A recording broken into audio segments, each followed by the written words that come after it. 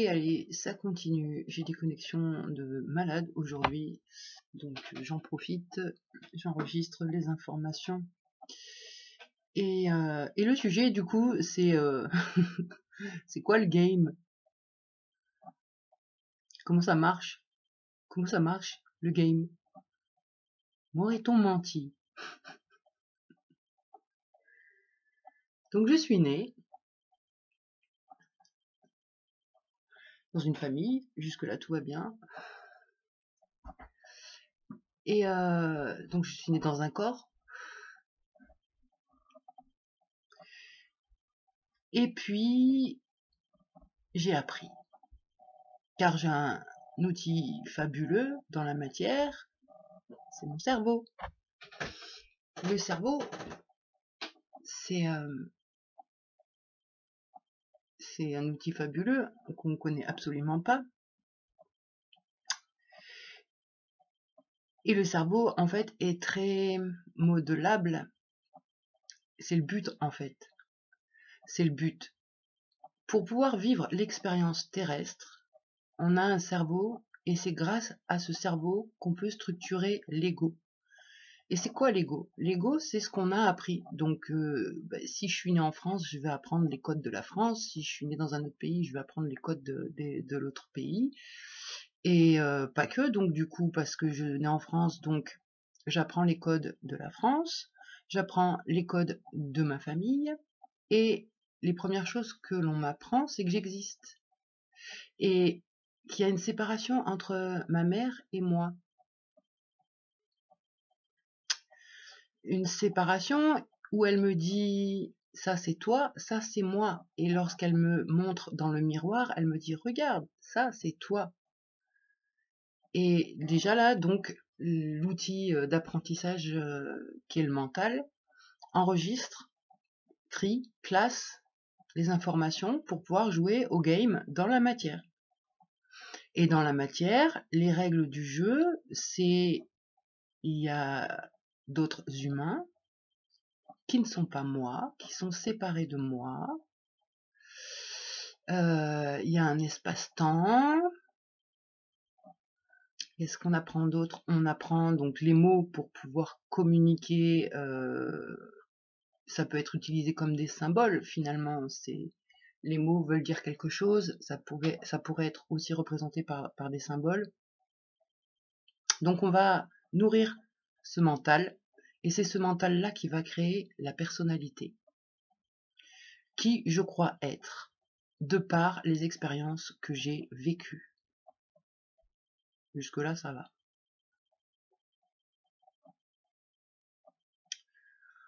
Ensuite, donc, ce petit personnage qui grandit et qui n'a que l'exemple de ses semblables est contraint plus ou moins de jouer au même jeu, vu qu'il a que ces règles-là à la base. Même s'il avait les règles absolues à la naissance, elles ont vite été mises de côté et remplacées pour pouvoir devenir le personnage. Le personnage qui va avoir tel caractère parce qu'il a vécu telle chose, un personnage qui va avoir telle croyance parce qu'il a vécu telle chose, qui lui ont montré une logique, que s'il fait ça, ça fait ça. Donc tout ça, c'est du mental, c'est enregistré. Et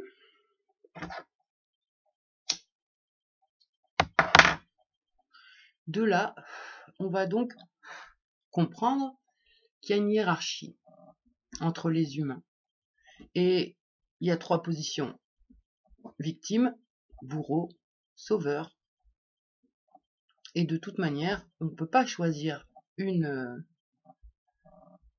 juste un rôle. Tu es obligé de vivre les 3. À un moment donné dans ta vie, tu es victime. À un moment donné, la victime se transforme en bourreau. Et il y a le sauveur qui va rappliquer juste après.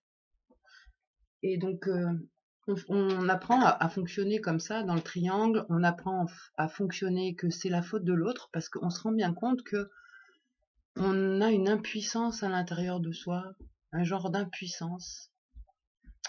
Et du coup, c'est beaucoup plus facile d'accuser l'autre. Voilà. Donc je peux me transformer en bourreau parce que il y a un autre bourreau à l'extérieur et c'est de sa faute. Donc bouh, je deviens le bourreau. Pareil, si j'ai pas le charisme pour devenir bourreau, je vais peut-être avoir le charisme pour être victime et ou sauveur. Et derrière tous ces rôles-là, il y a des bénéfices secondaires dans la matière. Hein, je parle des bénéfices secondaires, des bénéfices émotionnels bien souvent, qui pallient justement à cette sensation d'impuissance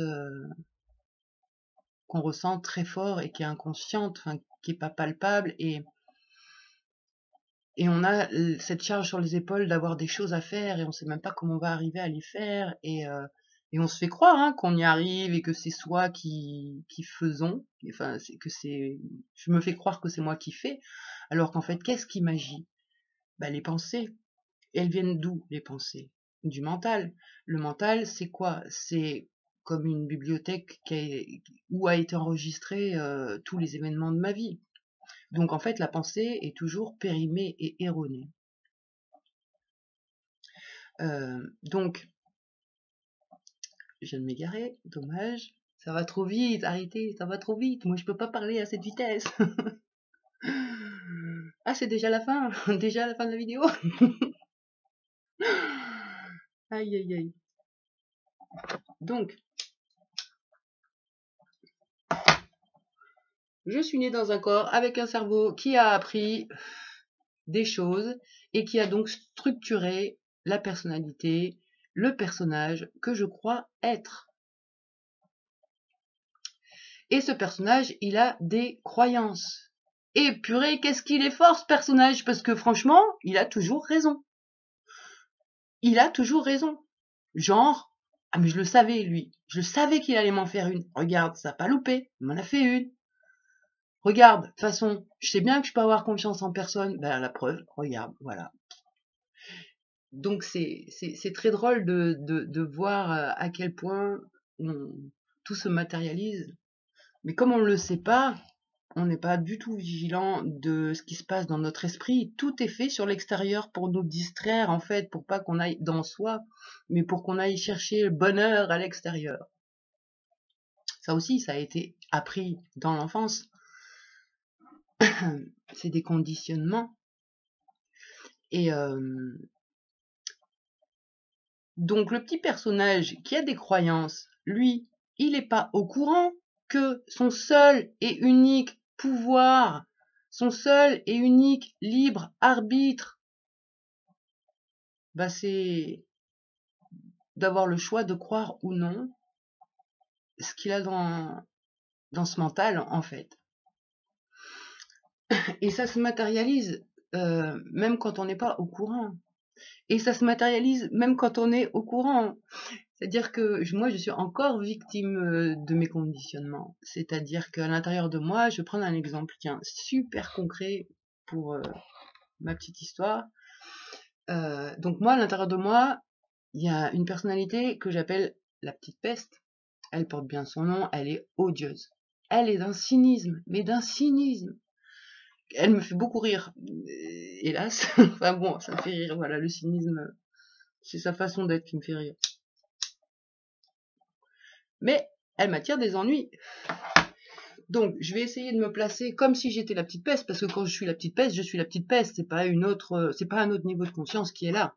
Donc, quand je suis la petite peste, vraiment très très fort au fond de moi, et ça vient donc de mes conditionnements et de des expériences que j'ai vécues et que où j'ai mis une logique erronée, enfin qui correspond au mental, au terre à terre, quoi, au matériel.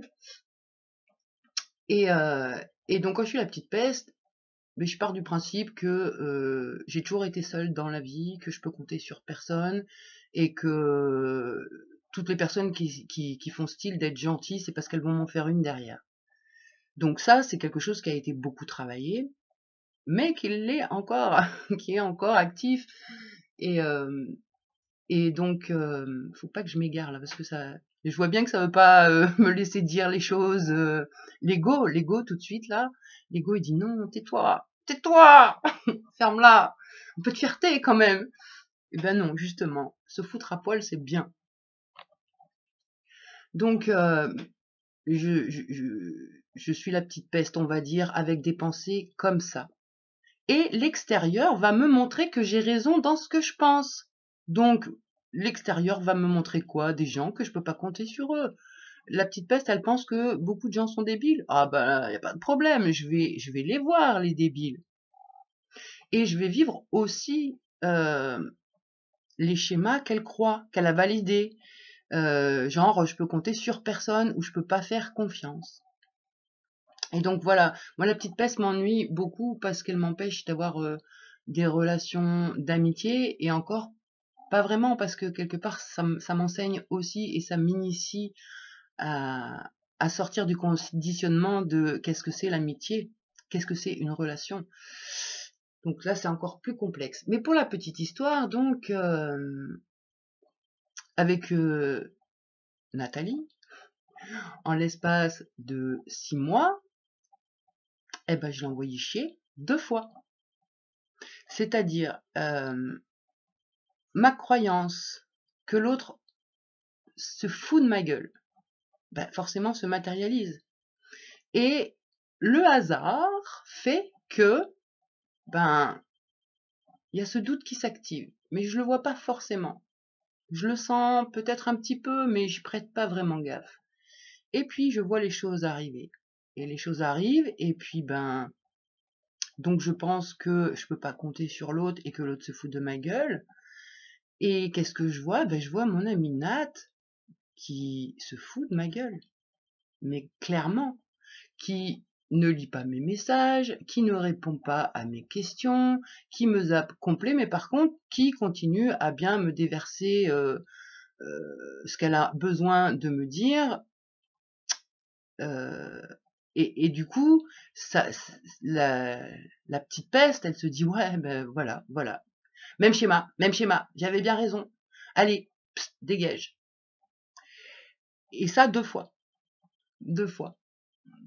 Et de moins en moins fort, enfin en tout cas, intérieurement, chez moi, le détachement, il a été beaucoup plus rapide à la dernière altercation. Donc là, il n'y a ni bien ni mal, c'est juste une création. Après, Nat, elle est au courant de comment ça marche, donc elle aussi, de son côté, elle fait son travail, parce qu'il n'y a pas de hasard des 2 côtés. C'est-à-dire que moi, j'ai la croyance que l'autre, je peux pas compter dessus et il va m'en faire une, mais pour qu'elle, elle vive le rejet, fallait qu'elle ait une vibration qui m'attire. Les vibrations s'attirent, c'est-à-dire qu'il n'y en a pas que un sur les deux. Dans cet exemple-là, il y a la vibration de Nat qui rentre en compte, qui devait être en mode victime, et moi j'étais plutôt en mode bourreau. Ben voilà, on forme le triangle et il n'y a pas de souci, quoi, regarde. Donc voilà, le seul pouvoir qu'on ait réellement, c'est de voir se matérialiser nos croyances. Et tout ce qu'on croit, ben, on a la preuve qu'on a raison. Et maintenant, le but, c'est quoi? Est-ce que dans la vie, le but, c'est d'avoir raison? Ben non, il y a que l'ego qui veut avoir raison et qui veut se faire croire qu'il est ceci ou cela. Le but, c'est pas d'avoir raison. Le but, c'est de se sentir en joie et de surfer la vague, quoi, de surfer sa vie, de créer, en fait, parce qu'on est là pour ça. Et dans l'évolution humaine, le personnage humain a été créé, et l'évolution qu'il va avoir, c'est arrêter de se prendre pour l'être limité qu'il pense être. Il n'est pas que le corps. Il contient le corps même, du coup. Donc ça va beaucoup plus loin, mais là on monte dans des sphères vertigineuses. Vertigineuses. Donc réellement, le game, c'est ça. Ce à quoi je crois se matérialise. Donc si je pense que je suis une victime, eh ben je vais le voir, hein, que j'ai raison, et je vais voir plein de bourreaux autour de moi. De la même manière, si je veux jouer au sauveur, parce que c'est, on va dire, on pourrait croire que c'est le rôle le plus noble, mais non, non, non, pas du tout. Il est, c'est un mélange de la victime et du bourreau, donc il est même vraiment très très dominant, très, c'est sournois, hein, le sauveur, hein. C'est très sournois, et je parle en connaissance de cause, hein, parce que pour me défaire de ce mode, ça a été compliqué, et même des fois je retombe dedans, hein, faut pas croire, je retombe dans le triangle selon le niveau de conscience dans lequel je suis, quoi, en fait.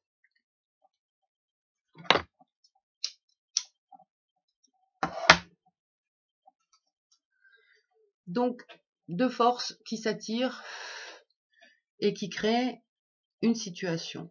Et moi, j'aime bien dire, c'est une conscience divisée en deux qui se fait croire, donc qui joue avec elle-même. Une conscience qui joue avec elle-même. Donc là, dans n'importe quelle situation du triangle, il y a toujours les trois rôles. Et c'est vraiment pas agréable à ressentir à l'intérieur. Et c'est pour ça d'ailleurs que bah, c'est comme si notre âme, elle nous donnait un indice. Quand on se sent très mal comme ça veut dire que t'es pas sur la bonne vibe pour créer ce qui est bon pour toi, quoi.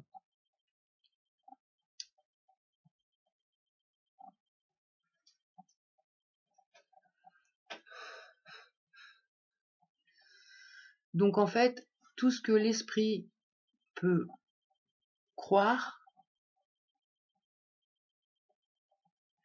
eh ben il peut le concevoir, et du coup ça se matérialise à l'intérieur. C'est tout à l'intérieur. Il n'y a pas d'extérieur. L'extérieur, c'est le game, pour montrer ce qui se passe dedans. Et donc si à l'intérieur, on a plein de parts qui jouent au triangle, au bourreau, au sauveur, aux victimes, à la victime, et donc il y a plein de croyances, et ben on va jouer à ces croyances-là. Et sans le savoir, parce que on nous donne pas la notice, hein. Les parents ils donnent pas la notice, ils ont pas fait le chemin encore. Et c'est ça l'évolution humaine, c'est faire ce chemin-là, sortir du triangle. Et là, à ce moment-là, on se rend compte que il y a que contre soi qu'on se bat, ou il y a que soi qu'on aime.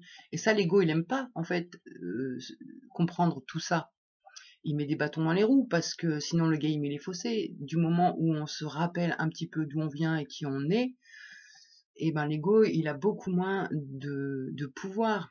Mais l'ego essaye quand même de garder le game pour lui. Et donc, bah, nous fait croire, enfin, comment dire, parce que c'est pas évident à verbaliser. C'est comme si l'ego, il avait la capacité de nous faire passer des boss, si on était dans un jeu vidéo. Il faut être vigilant parce que il veut certainement pas nous amener là où il n'existe pas, mais en même temps, c'est un outil pour accéder à qui on est véritablement.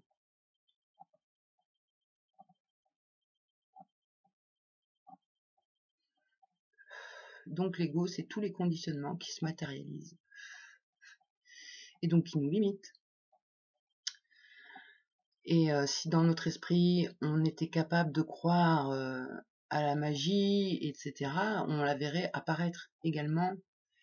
De la même manière que les voiles à l'intérieur et les voiles à l'extérieur, enfin je veux dire les voiles de séparation à l'intérieur de moi, c'est les mêmes à l'extérieur entre les gens. C'est-à-dire que les gens vont dire que bah, moi je suis pas la même personne que toi. Et bien sûr, bien sûr. Mais il y a cet effet miroir où en fait tu peux voir l'autre réellement que quand tu t'es vu toi. Et pour ça, il faut sortir du game et ne plus croire à la vie et ne plus croire à la mort, mais croire à la magie de l'esprit, et, et que tout est possible à celui qui croit. Voilà. Qu'est-ce que je peux dire d'autre sur le sujet?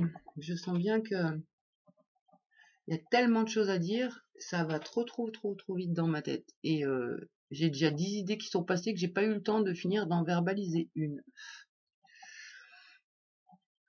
Donc la priorité, c'est surtout de se poser la question, qu'est-ce que je veux vraiment? Est-ce que je veux avoir raison? Et dans ce cas-là, je continue de jouer dans le triangle, et voilà, je fais ma victime, je fais mon bourreau, je fais mon sauveur, et c'est bien, c'est un jeu, c'est un game, il n'y a pas de souci.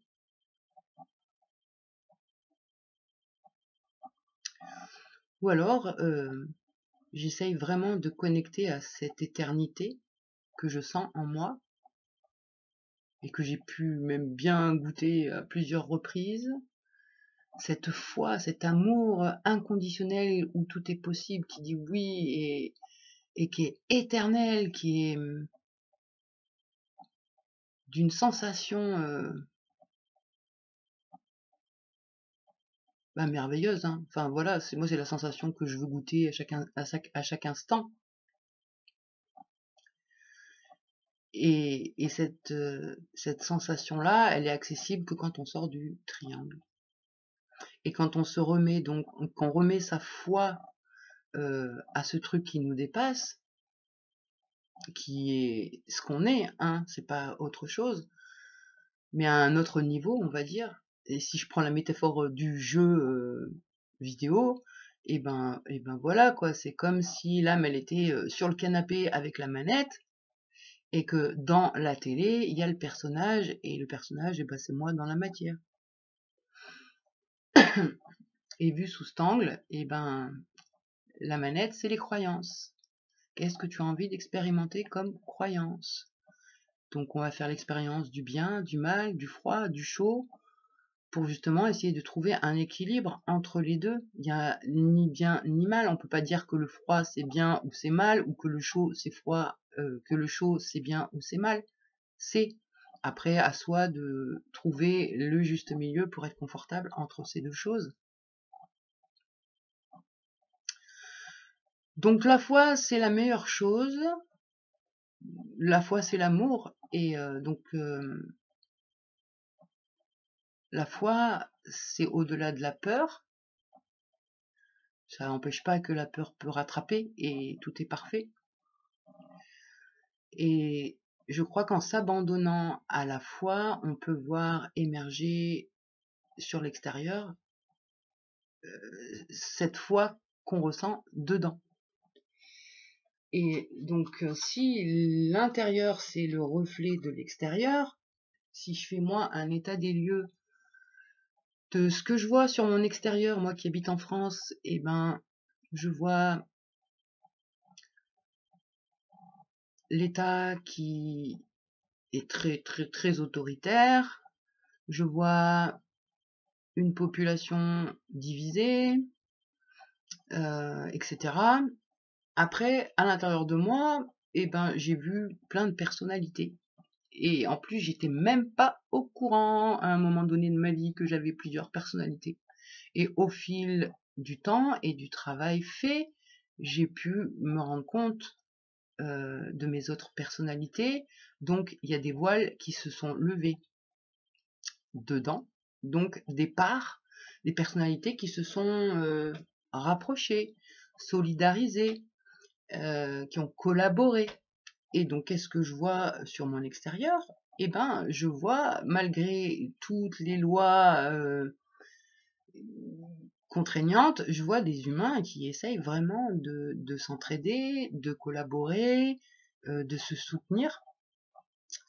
Ensuite, dans mon intérieur, qu'est-ce que j'ai pu voir? Ben, il y a eu les levées d'amnésie où il a fallu que j'encaisse ma vérité, mes vérités. Et, et peu de temps après, j'ai vu sur l'extérieur des révélations, des vérités qui étaient mises au grand jour. Donc je continue de faire le travail à l'intérieur de moi, vraiment, parce que je souhaite de tout cœur voir l'humanité que je sais qui est possible de voir. Et donc j'essaye vraiment de faire évoluer toutes mes parts, sortir du triangle à fond, et vraiment remettre tout dans cette foi. Voilà, j'ai pas d'autre mot que le mot foi. Après, en création délibérée, on peut aussi dire ce qu'on veut précisément, mais c'est encore pas le même game. La foi, c'est s'abandonner. La création délibérée, il y a encore l'ego qui joue et qui dit vas-y, fais voir, qu'est-ce que je peux avoir? Et de toute façon, comme c'est l'ego, c'est jamais parfait, parce que l'ego n'est pas parfait. Voilà. Donc je suis vraiment très très contente de de toute cette initiation que j'ai reçue au fil de ma vie, ces expériences qui m'amènent à dire ce que je raconte là tout de suite maintenant. Et derrière ça, il y a forcément la joie, parce que il n'y a plus rien de grave. Et ce qui se passe aujourd'hui, c'est le résultat des croyances d'hier. Donc plus je vais travailler mes croyances et plus le monde va changer, mon monde va changer et mes relations aussi.